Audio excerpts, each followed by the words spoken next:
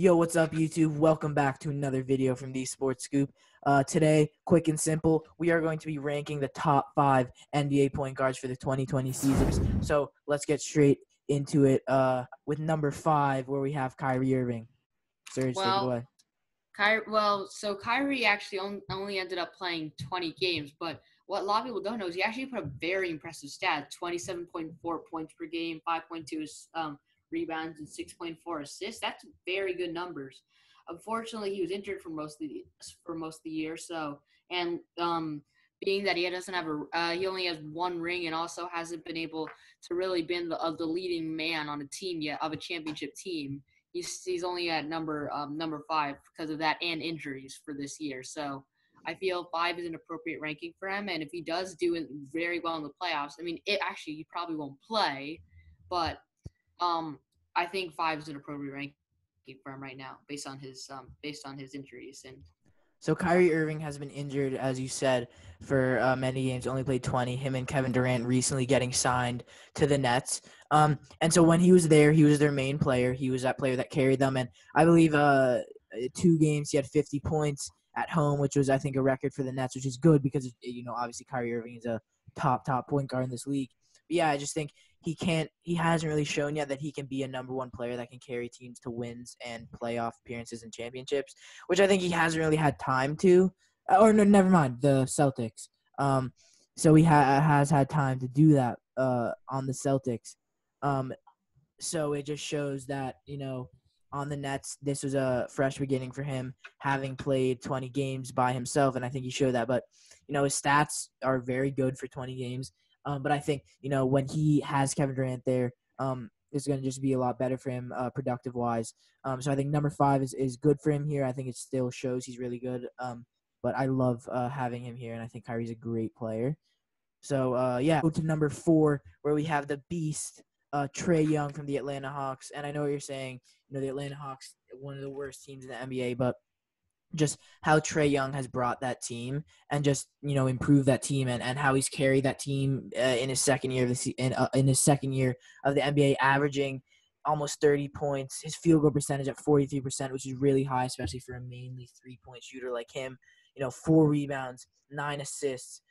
That's really good for a second-year player. That just shows the growth he can have and the potential he has. So I love him, especially already being one of the top point guards in the league, being able to really shoot from wherever he wants. I would say behind Curry, he can arguably be the second-best shooter in the league. And I know that can cause conflict, but I think Trey Young's so good and so young, and he has so much potential, and I just love watching him. I love, he's great at assists. His passes are really good.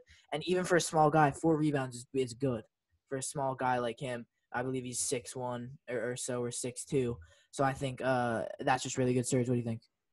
Yeah, he led like you said, great scorer, great passer. He led the league for point guards in both points and assists, just for point guards. But that's still incredible during his young age. Him and Luka Doncic, I think, are 2 of the brightest young stars in the league. Hawks weren't great this year, which limits his position. Which limits him to number 4 on this list. I think he was considered maybe the wild card of this. He could go anywhere from 3 to 10, but I think 4 is an appropriate spot. I think definitely as he progresses and gets older and gets probably more stars on his team, Hawks will be one of the most dangerous teams in the league. So watch out for Trey Young for many years to come. Number 3 on this list, which is Russell Westbrook. So Russell Westbrook actually has had a pretty good year this year. He's had 27.5 points per game and 8 rebounds and 7 assists, which is not that far away from a triple-double, to be honest. I think he's still putting up very good numbers. I mean, although the chemistry, James Harden hasn't been great yet, as the Rockets hold only the 6th seed in the West, he still has great potential on this Rockets team to actually get as a first ring. As you know, obviously he's had the most triple-doubles ever in a season and still has a lot of talent left in reflective by his stats. So I think that's what makes him number 3 on this list. Yeah, Russell Westbrook, a lot of doubts going to the Houston Rockets just because of James Harden and how much of a ball hog and, ball-needy player he is, which isn't bad because James Harden is one of the top shooting guards in the league. But, definitely some questions going into the season. And I think averaging 27 a game, 8 rebounds and 7 assists, I know it's not as good as his, triple-double average in 2016, but it's still good, and it's still something that he can grow on for the Rockets, and I love that he's there. I think him and Westbrook is a really lethal duo, and I just love how much energy he brings onto the floor.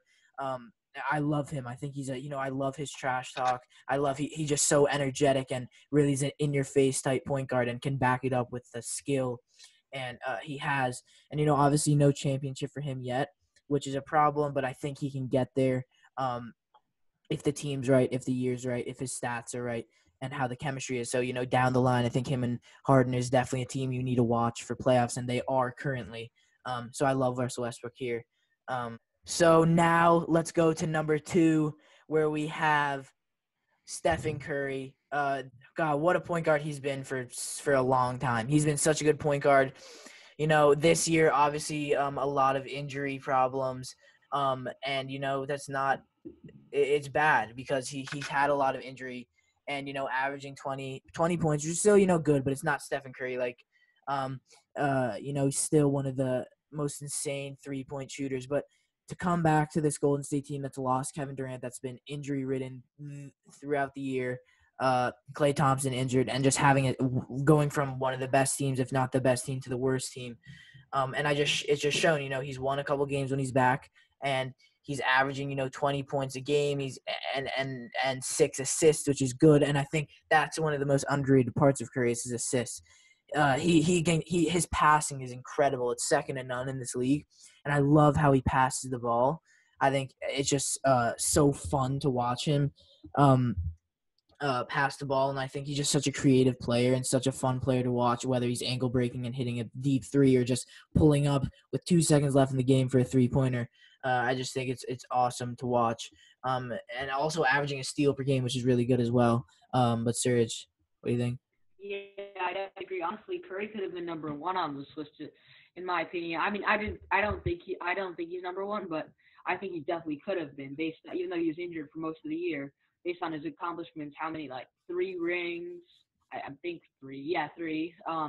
3 rings, 2 MVPs, and obviously he can still put up numbers. And obviously he's all around on offense. He's not just a 3-point specialist. He can do it all. He's great mid range, great free throw shooter, good layups, obviously 3-pointer. He's a great passer. He's a great ball handler. The only knock you can have him overall as a player is he struggles a bit on defense, but he's one of the best offensive players in the game, and obviously one of the best point guards in the game. Yeah, I mean, he's been one of the best point guards in the game for a while. Yeah, now Damian Lillard, he is number 1 on this list. So I think the stats, the raw stats are amazing. Obviously, he's having a career year based on that. Yeah, most points per game in his career at 28.9, most assists per game in his career at 7.8, and he's averaging 45.7% from the field and 4.3 rebounds also, and a steal per game. So he's having a great year, but behind that is not only the raw stats, but we have to look at advanced metrics. One called win shares, which calculates the amount a player contributes to winning, and Damian Lillard leads all point guards in this category. And you might ask, why aren't the Blazers a playoff team? Well, besides C.J. McCollum, the Blazers didn't really have Lillard didn't really have much of a great supporting cast throughout the year. So he's going to get Yusuf Nurkic back, which is going to be huge for the playoffs. It makes the Blazers actually favorites to be the 8th seed when it's all said and done. But definitely scary Blazers team led by one of the best point guard in the league, in my opinion. Yeah, he's just such a prolific player. I love Damian Lillard so much, and as you said, almost averaging, a 50% field goal percentage is insane, especially because he's such a 3-point heavy player. For his size, he's so good. He can maneuver around the basket. His passing's also, pretty good. Steals is good. He's just having a incredible season. And especially for a team like this with no really good supporting cast. I know you guys say C.J. McCollum, but I think he's a bit overhyped for the player he is, although I like him. But I think Damian Lillard is just carrying this team on his back. And as you said, the contributions to win, I think it's obvious to see how he is that top player to contribute to wins, especially last year in the OKC game where he ended their career with 1 shot. I mean, you gotta give him props for that. And just the clutch he has. It's so many buzzer beater shots, not only in games, but also just in playoff appearances. So I love Damian Lillard. here. I think he deserves this number one spot, at least for 2020, for sure. And I love him so much. I mean, how many players can say that they've hit two series-winning three-pointers, series-winning three-pointers in their career? That's incredible. I think that speaks for itself why he's number one on this list. Yeah, for sure. That's it for the video. If you guys like the video, make sure to drop a like, subscribe if you haven't already. We're 150 or so subscribers away from 1,000. So if you guys could get us there, that would mean so much.